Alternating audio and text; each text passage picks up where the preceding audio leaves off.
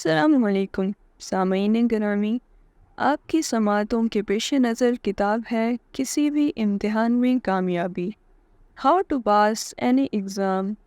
ایک انوکھی کتاب جو کسی بھی طرح کے امتحان میں کامیابی کی ضمانت فراہم کرتی ہے۔ اس کے مصنف ہیں برین ڈنکالف اور اسے پبلش کیا ہے دارالشعور پبلشرز نے۔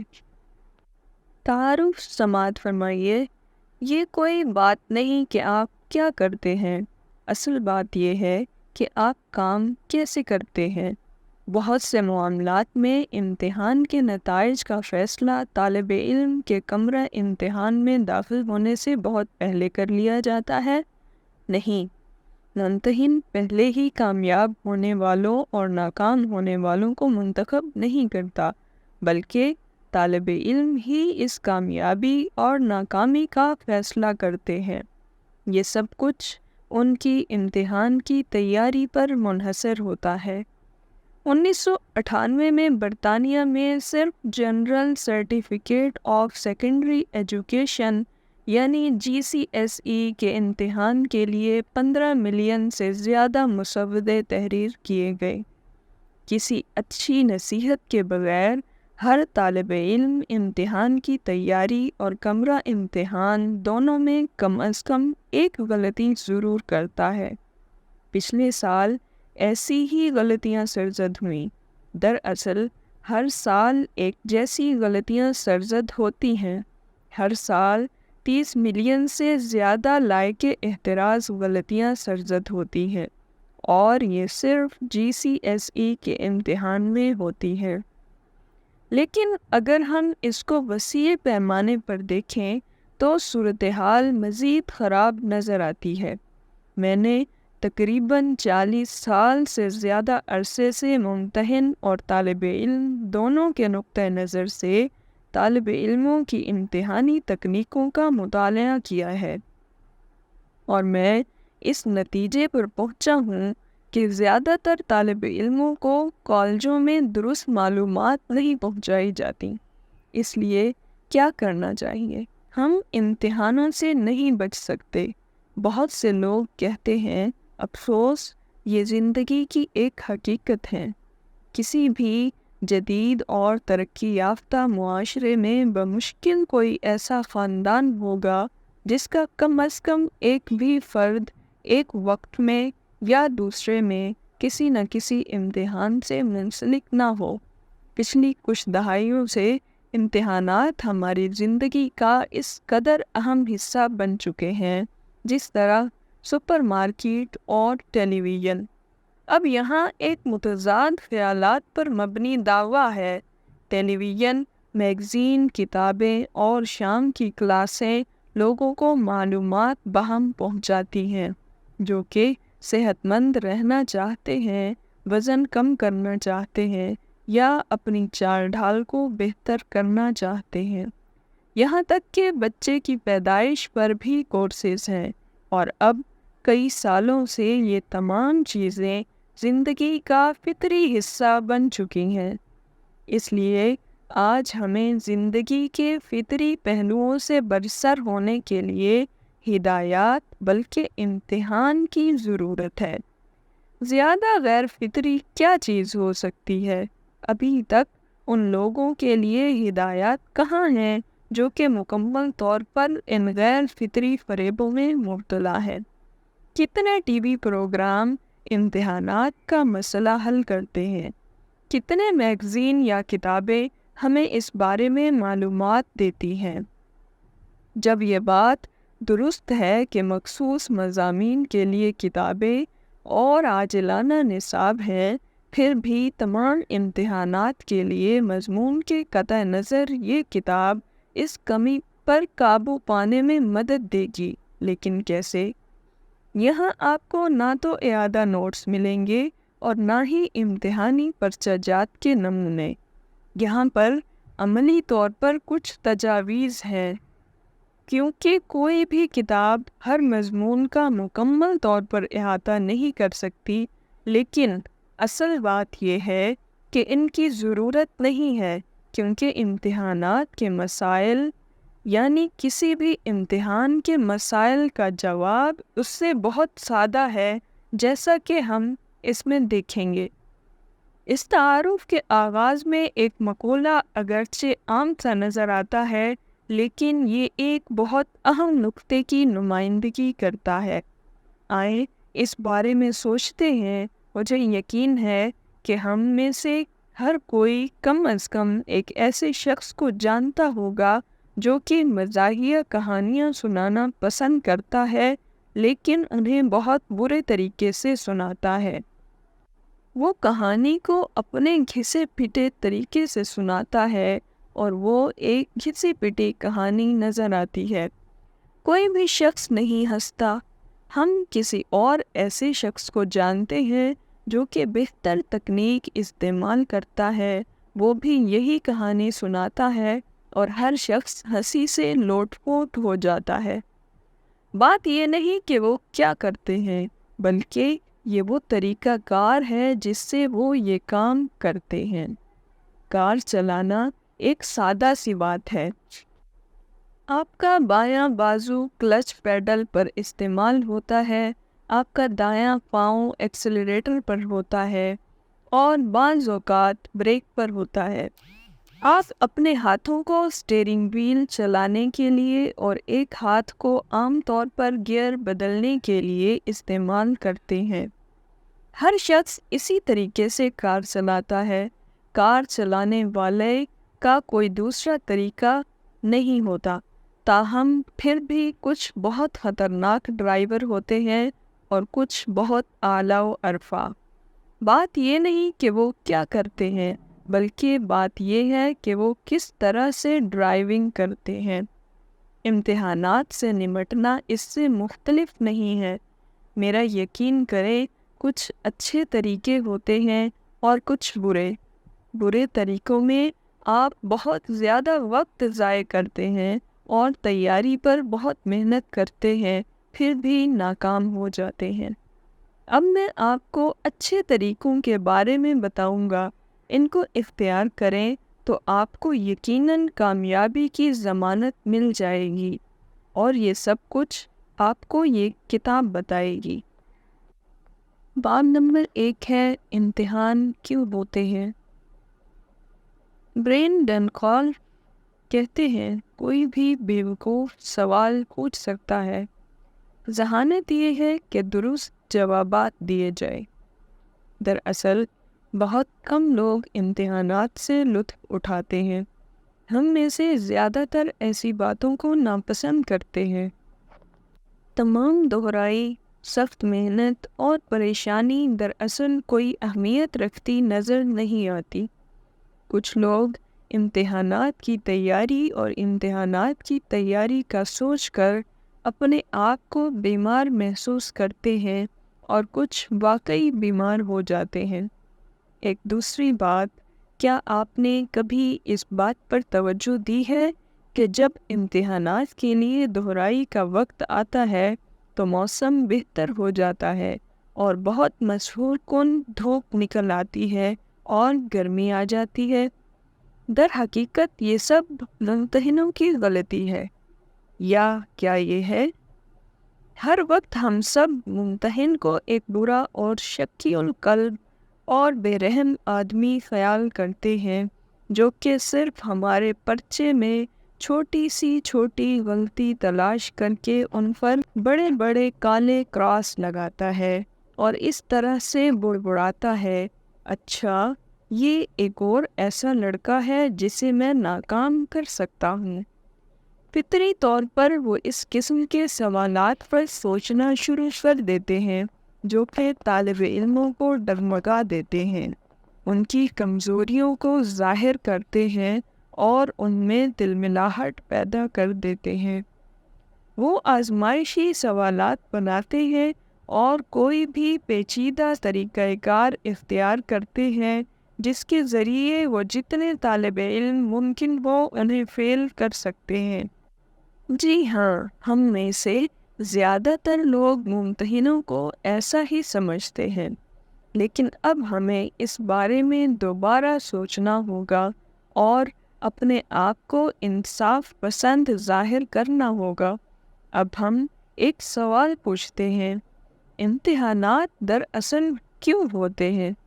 اس کا جواب دینے کے لیے ہمیں یقیناً پہلے یہ پوچھنا ہوگا کہ ہم لوگ اسکول یا کالج یا پولی ٹیکنیک ادارے یا یونیورسٹی میں کیوں جاتے ہیں؟ کیا ہم ایسا لطف اٹھانے کے لیے کرتے ہیں؟ کچھ لوگ واقعی ایسا کرتے ہوں گے، لیکن زیادہ تر لوگ مقاصد کے لیے ان اداروں میں جاتے ہیں۔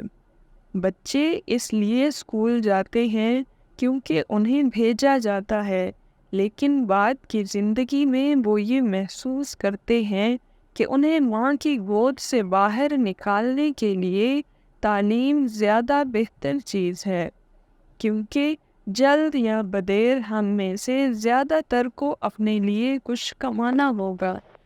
اصولی ضروریات کے برعکس زیادہ تر لوگ دو اہم وجوہات کی بنا پر اپنے آپ کو تعلیم یافتہ کرتے ہیں۔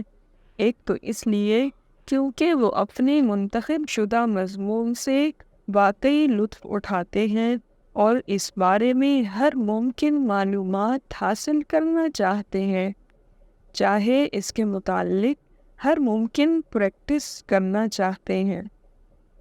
اس قسم کے لوگ واقعی خوش قسمت ہوتے ہیں، لیکن بعض اوقات ان لوگوں کو کچھ ضمنی مضامین کو بھی پڑھنا پڑتا ہے جو کہ ان پر ان کے اساتذہ تھوپ دیتے ہیں۔ اب ہم دوسری اہم وجہ کو دیکھتے ہیں کہ لوگ کیوں پڑھتے ہیں۔ اپنے کیریئر کے لیے تعلیم حاصل کرتے ہیں۔ کچھ عشرے پہلے لوگ ایک بہتر استاد سے مطلوبہ مہارتیں ایک اچھی نوکری حاصل کرنے کے لیے سیکھتے تھے۔ وہ سالوں تک ایک زیر تربیت ملازم کے طور پر کام کرتے، پڑھتے اور خدمت کرتے تھے، اور وہ یہ سب اس وقت تک کرتے جب تک کہ وہ خود ایک ماہر کاریگر نہ بن جاتے۔ لیکن ان سب میں عملی مہارتیں شامل تھیں، جن میں سے زیادہ تر کو ان کے کام کے ذریعے پرکھا جاتا تھا۔ آپ دیکھ سکتے ہیں کہ کیا ایک پہیہ ساز بہترین پہیہ بنا سکتا ہے، یا ایک گھڑی ساز آپ کی گھڑی کو ٹھیک کر سکتا ہے۔ اس سب کا اطلاق آج کل صرف چھوٹے پیمانے پر ہو سکتا ہے۔ مثال کے طور پر کار کی سروس کرانے کے بعد کیا آپ بتا سکتے ہیں کہ مکینک اچھا تھا یا نہیں؟ یا کیا الیکٹریشین جس نے آپ کے گھر کی وائرنگ کی ہے اس نے اچھا کام کیا ہے؟ یا پھر کیا انشورنس سیلز مین واقعی انشورنس کے بارے میں اتنی معلومات رکھتا ہے کہ جن پر آپ کو اعتماد کرنا ہے؟ ان تمام لوگوں کو ان کے کام کی ظاہری حیت سے نہیں پہچانا جا سکتا۔ بعض اوقات ان کے کام کو نہیں دیکھا جا سکتا، تو پھر ان کی پیشہ ورانہ صلاحیتوں کا اندازہ کیسے لگایا جا سکتا ہے؟ اس کا جواب واقعی یہ ہونا چاہیے، ان لوگوں کو ان کی کوالیفیکیشنز سے پرکھا جا سکتا ہے، اور تعلیم حاصل کرنے کے لیے انہیں امتحانات پاس کرنا پڑتے ہیں۔ یہ امتحانات ہماری جدید طرز زندگی میں لازمی ہو چکے ہیں۔ آئیں ان کا مقابلہ کرتے ہیں۔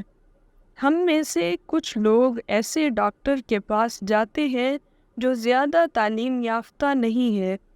ڈاکٹر سے یہ توقع کی جاتی ہے کہ اس نے کچھ عرصہ طب کی تعلیم حاصل کرنے میں گزارا ہوگا، اور اس کو ثابت کرنے کے لیے کچھ امتحانات میں کامیابی حاصل کی ہوگی۔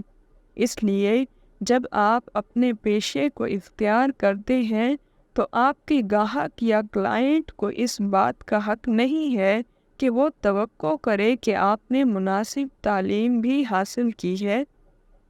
اگر آپ ایک بڑی تنظیم کے لیے جس میں بہت سے ملازمین ہیں کام کر رہے ہیں، تو کیا آپ کے مالک کو یہ حق نہیں ہے کہ وہ آپ کے منتخب کردہ پیشے میں آپ کا امتحان لے؟ آپ دیکھ سکتے ہیں یہاں یہ سب کچھ ہوتا ہے وہاں آپ ایسا نہیں کر سکتے۔ جی ہاں، تعلیم حاصل کیجیے۔ اور کیسے؟ ان امتحانات کو پاس کرنے کے ذریعے سے۔ پہلے آئیں ہم تخلیقی کردار کی کوشش کرتے ہیں۔ فرض کریں آپ مالک ہیں اور آپ کمپنی میں کسی خاص عہدے کے لیے کسی ایسے ملازم کی تلاش میں ہیں جو کہ اپنے فرائض احسن طریقے سے ادا کر سکے۔ آپ کس چیز کی تلاش کرتے ہیں؟ اچھا، بہت سے ایسے پیشے ہیں جہاں تعلیم کو عملی میدان میں منطقی طور پر ثابت کیا جا سکتا ہے۔ مثال کے طور پر ایک فوٹوگرافر اپنی صلاحیتوں کو بیان کرنے کے لیے اپنے کام کے نمونے ہمراہ رکھ سکتا ہے۔ ایک ڈیزائنر بھی ایسا ہی کر سکتا ہے۔ ملازم ڈرائیور اپنی مہارتیں گاڑی چلا کر ظاہر کر سکتا ہے۔ ایک ماڈل اپنے خاص شعبہ میں صلاحیتوں کی زندہ مثال ہوتا ہے، اور ایک مترجم آسانی سے الفاظ کی ادائیگی اور ان کو تحریر کرنے سے اپنی مہارتوں کو ثابت کر سکتا ہے۔ تاہم بہت سی صلاحیتیں اس طریقے سے ظاہر نہیں کی جا سکتی۔ نرس ایسے کام نہیں کر سکتی اور نہ ہی ڈاکٹر کر سکتا ہے۔ اکاؤنٹنٹ معائنہ کرنے والے کمپیوٹر پروگرامر یا دوسرے کے لیے میزبانی کرنے والے کو اپنی صلاحیتوں کے اظہار کے لیے کافی جدوجہد کرنا پڑتی ہے۔ اس لیے وہ کس طرح مسابقتی امیدواروں میں منتخب ہوں گے؟ ظاہری حیثیت سے، امیدواروں کی گفتگو کے طریقے سے۔ دراصل یہ دونوں طریقے اہم ہیں، لیکن یہ دونوں طریقے آپ کو امیدوار کے علم یا مہارتوں کے بارے میں آپ کو زیادہ معلومات فراہم نہیں کریں گے۔ اس کے لیے کچھ زیادہ معروضی باتوں کی ضرورت ہے۔ یقیناً امیدوار کی صلاحیتوں کو جانچنے کے لیے آپ کو کوئی دوسرا طریقہ کار اپنانا ہوگا۔ مثال کے طور پر ایک ممتحن ایک خاص شعبے میں ایک خاص شخص کی کامیابیوں کے ہر مرحلے پر ایک ممتحن ان کی معلومات یا صلاحیتوں کی پڑتال امتحانات کے ذریعے کر سکتا ہے۔ مقابلے کے ایک حتمی معیار تک پہنچنے کے بعد اس شخص کو آگے مرحلے کے لیے تعلیم حاصل کرنے کی اجازت دی جا سکتی ہے، اور اس کی دوبارہ خوبیوں کو جانچنے کے بعد اسے آگے بڑھنے کی اجازت دی جا سکتی ہے۔ اس اصطلاح پر توجہ دیں، مقابلے کے مختلف لیول۔ یہ ایک اہم اصطلاح ہے۔ مثال کے طور پر، میں نے یہ نہیں کیا۔ تکمیلیت۔ بہت سے طالب علم ایسا سوچتے ہیں کہ انہیں امتحان میں کوئی بھی غلطی کرنے کی اجازت نہیں ہوگی، اور یہ موقف ان کے اعتماد کو بری طرح ٹھیس پہنچا سکتا ہے۔ ایڈورڈ جان فلپس نے یہ کہہ کر اس کو بہت اچھی طرح بیان کیا ہے، جو شخص غلطیاں نہیں کرتا وہ دراصل کوئی بھی کام نہیں کر سکتا۔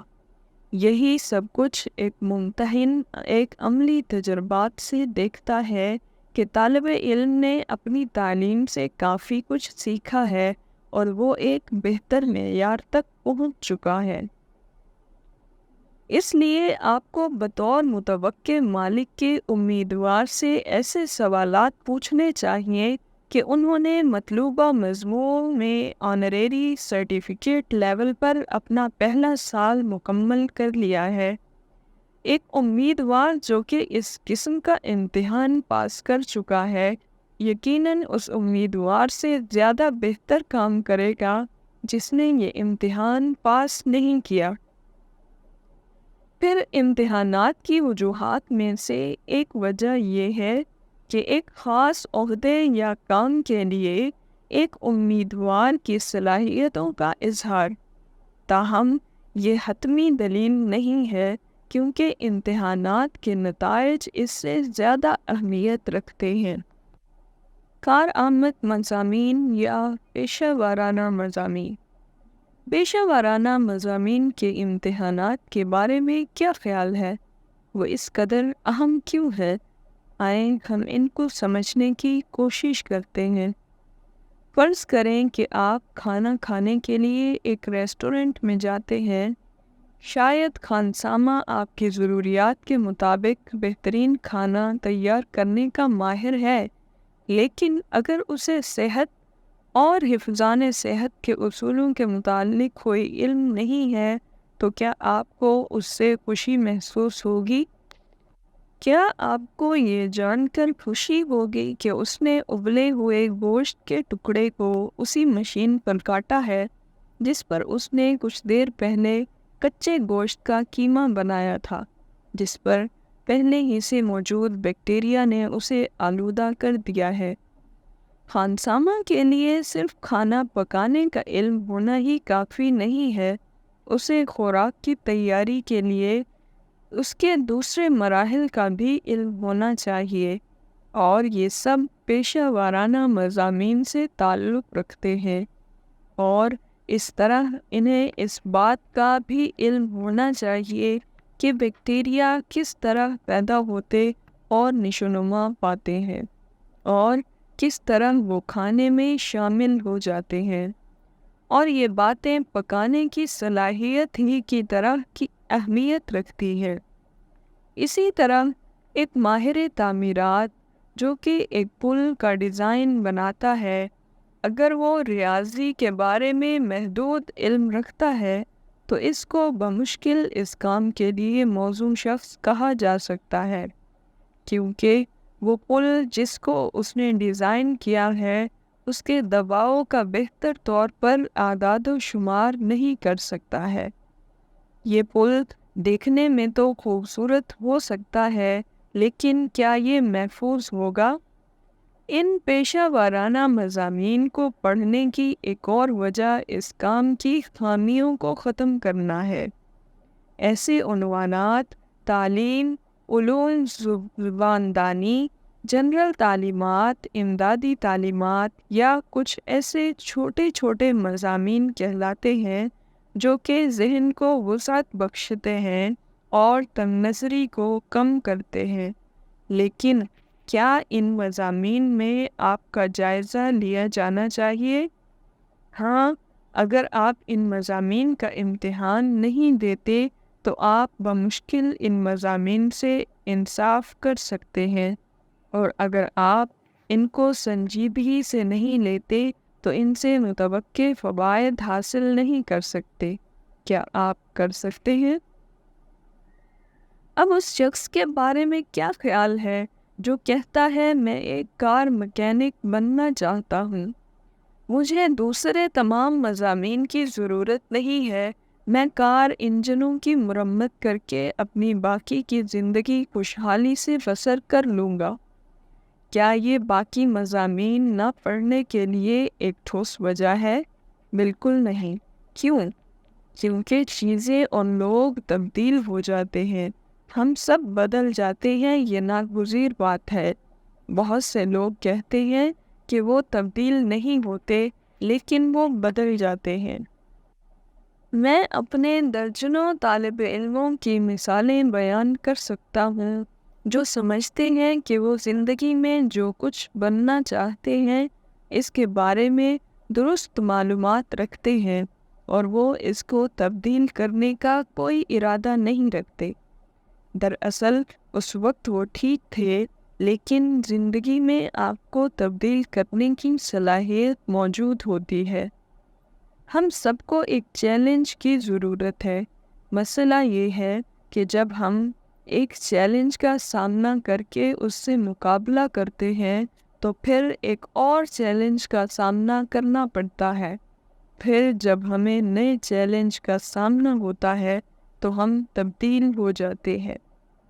اب ہم اپنے کار مکینک کے نظریے پر واپس آتے ہیں۔ کار انجن کی چند سال مرمت کرنے کے بعد وہ یہ خیال کرتا ہے کہ شاید وہ کاریں ٹھیک کرنے سے کچھ بہتر کام کرنا چاہتا ہے، شاید کمرشل مشینوں کے لیے بڑے انجن بنانا چاہتا ہے، یا شاید اسے زیادہ دولت کی ضرورت ہے۔ آپ ایک جیسے ہی پرانے کام کے ذریعے زیادہ رقم حاصل نہیں کر سکتے۔ آپ کو نوکریاں بدلنی پڑتی ہیں، لیکن ایک کمپنی میں کار مکینک کی تنخواہ دوسری کمپنی کے کار مکینک سے زیادہ مختلف نہیں ہے۔ نہیں، آپ کو سمت تبدیل کر لینی چاہیے۔ اب آپ کو کسی دوسرے گیراج کا سپروائزر بن جانا چاہیے، یا آپ کو کاروں کی فروخت کا کاروبار شروع کر لینا چاہیے۔ لیکن یہ بات بھی ہمیشہ ممکنات میں ہونی چاہیے کہ آپ اپنے کام کو مکمل طور پر تبدیل کرنے، اور اس کے لیے آپ کو تعلیم کی ضرورت ہوگی۔ اکثر یہ کہا جاتا ہے کہ یونیورسٹی کی ڈگری رکھنے والا ایک شخص اس علم کا صرف 1 یا 2% حصہ استعمال کرتا ہے جس کی اس ڈگری کو حاصل کرنے کے لیے اسے ضرورت ہوتی ہے۔ اگر ایک گریجویٹ یہ جانتا ہے کہ اس سے اس مضمون کے کس حصے کی ضرورت ہوگی، تو پھر ڈگری حاصل کرنے کا وقت بہت کم ہو جائے گا۔ تاہم زندگی اس اصول پر نہیں گزرتی۔ کام تبدیل ہو جاتے ہیں، اور اسی کے مطابق ان کاموں کے لیے مطلوبہ تعلیم بھی تبدیل ہو جاتی ہے۔ لیکن حقیقت یہ ہے کہ جس شخص کے پاس ڈگری ہے، اس کا مطلب ہے کہ اس میں نئے کام سے مطابقت رکھنے کی صلاحیت ہے، اور استعداد یا صلاحیت سب اسی کے متعلق ہے۔ ہم وسیع پیمانے پر اپنے علم کو لاگو کرنے کے لیے وسیع پیمانے پر پڑھتے ہیں، اور جب ہم پڑھتے ہیں تو ہمیں اس بات کا علم نہیں ہوتا کہ اس شعبے میں ہمیں کتنے علم کی ضرورت ہے۔